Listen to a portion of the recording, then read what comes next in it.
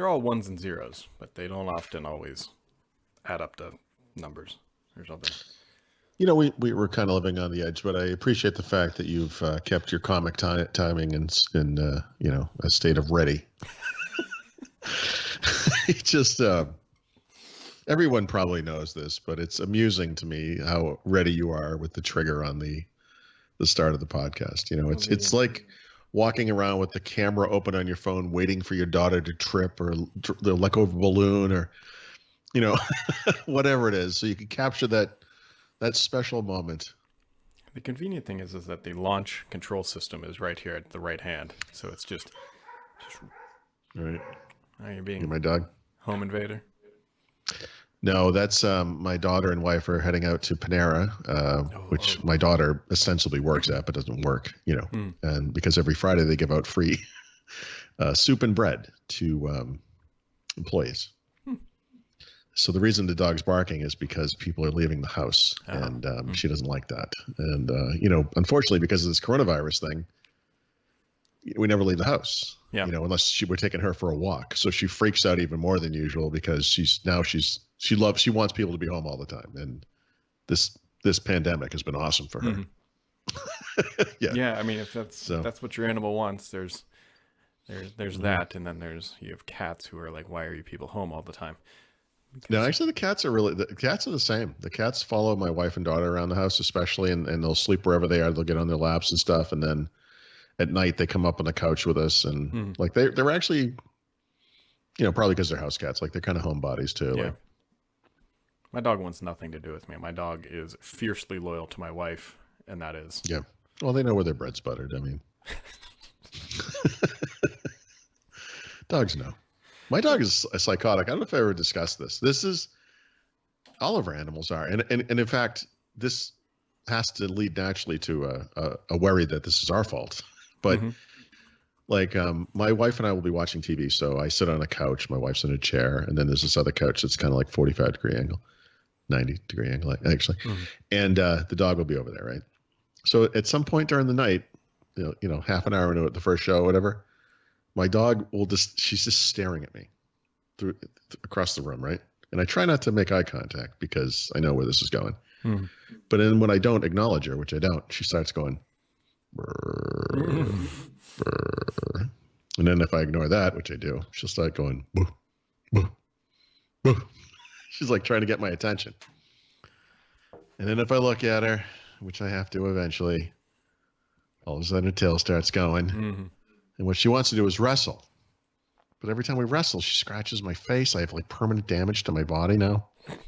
It's like every night. She won't stop. I know, it's mental. Just imagine you putting a bandana on, like, tonight's the night we're gonna fight. Like, she loves it, and she wants it to be as rough as you can imagine. Like because I'm to her, like that's what I can do. Like my wife and daughter will not be rough with her, not like I will be. Yeah. And she's she's basically a wild animal. Like she wants to fight. You know, she loves it. And I'm like, listen, you win. Just leave me alone. But every night I have to deal with this. Your calf. Yeah, I know, it's crazy. Yeah, she just like right. No, she just I don't know. She'll sometimes my daughter comes upstairs and she's like, "What's going on up here?" Because she can hear the dog will just start barking. Like it's a big animal.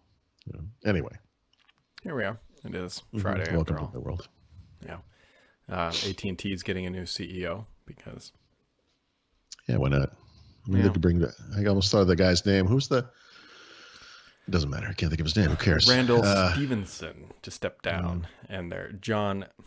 This is the perfect name for the CEO of AT&T, John Stankey. John Stankey. It's probably Stankey, but it in high school he got mocked for probably being called Stanky. I mean Stankey. I was thinking of this guy's from years ago, but Ralph De La Vega. Oh, De La Vega, yes. He was always around during the Windows Phone days, you know, when Microsoft had like a special relationship with AT&T, supposedly that I was told on the sly amounted to absolutely nothing. Yeah. Like it meant nothing. It was just something they said every time they talked about AT&T. Their special partner. Yeah, more like a special. And there's also a new little bug out. For iPhone users, that if they send a certain string of text in a certain language to your certain phone, it will crash it. But apparently it's already fixed in the next beta version of iOS 13. So if your phone's crashing and your jerk neighbor keeps texting you. Oh, that, by the way, I might employ that today. I'm feeling bored. Paul's just sitting there just lobbing Molotovs through the iMessage. Just digital Molotovs. Yep. Not else much is going on. The other big thing too, which I don't think we mentioned yesterday, but nobody should be buying a router right now because it'd be a terrible time to do so, because the FCC just cleared the 6 gigahertz frequency, which I don't think that actually takes effect until sometime like this fall. There's some latency, if you will, from they say it's going to happen, whatever. Wow, look at you. Look at me. I'm all over this. All right. Yep. But if you're going to buy a router, like if you need a router today, go buy one.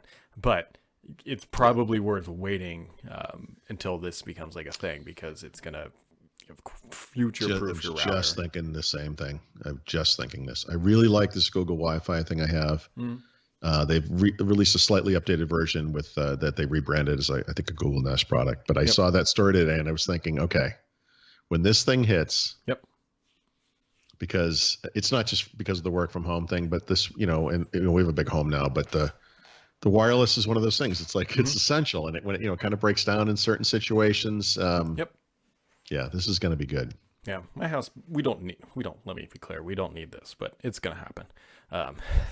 Because I need to be at the edge of my lawn, Paul, and still be able to get like 900 down. Like that's. I got to say, it would be nice to sit out at the back table and work. Yeah. And right now I can't. I probably should put a note in there, but whatever. Yeah. So that's really about it. Paul and I had a nice long meeting. That's why this podcast is not live. Yeah. Yep.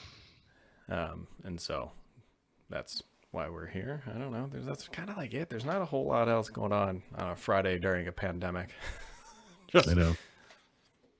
I'm gonna write about this probably today, but I spent the better part of, I guess it would be Wednesday and Thursday, and I mean literally several hours each day, working on that stupid programming thing, the UWP app. All I'm doing is documenting something I already finished and did. Like I've written now this is the 5th version of the app. Like all I'm doing is looking at the old one, doing it in order in the new one, and writing about it. And in the process of doing that, something doesn't work, which again, I'll describe, I'm not going to discuss it in detail here, but it has to do with the writing and it has to do with settings and how you can write it, save them and then read them and remember what the user wanted, whatever. I cannot stress that. I know I keep saying this. UWP is broken. It is broken. And I'll finish this to the best of my ability. I am never looking at this again. This is a nightmare. It is a nightmare. And I'm going to go back. And I'm actually going to do a couple of things to the WPF version of the app to make it a little more modern or whatever. And I'll look at WinUI when that finally happens, WinUI 3. But this, I can't stand it. Like it's. Here's a question for you. Yeah. If a ninja broke into your house and deleted the Microsoft Store from all your PCs, would you notice? Yes. I would, because I use Photoshop Elements, which I rely on that liberal licensing. Because this is particular to me. I use a lot of different computers because I review computers and that's easier than managing it. And that's it. That's pretty much the only. I mean, I use the OneNote app that comes in Windows 10. I like that. But yeah, someone's like, "Are you gonna put this in the store?" And it's like, no, I'm not gonna put this in the store. First of all, this is terrible to start with, my thing. And secondly, no. Even if I was gonna somehow go forward with this and I thought it was worth something that people might want or whatever, no, I would never put it in the store. No. Nope. All right. Well, I know. I'm sorry. I could rant about this forever. I'll write about it. You can, if you care about this stuff, if you're a developer, especially, and if you have some kind of an answer for why event handlers are firing when they're not being called, go, please help me. But it is maddening. It's maddening. Well, there's a reason why it's taken off and is so popular.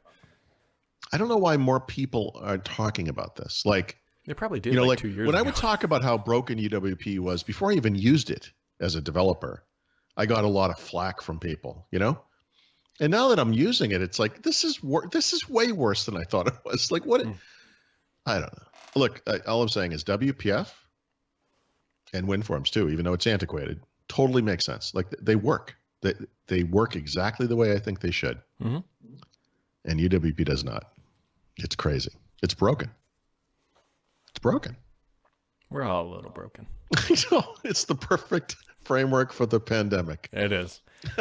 That's what it is. Yep. It's the framework we all deserve.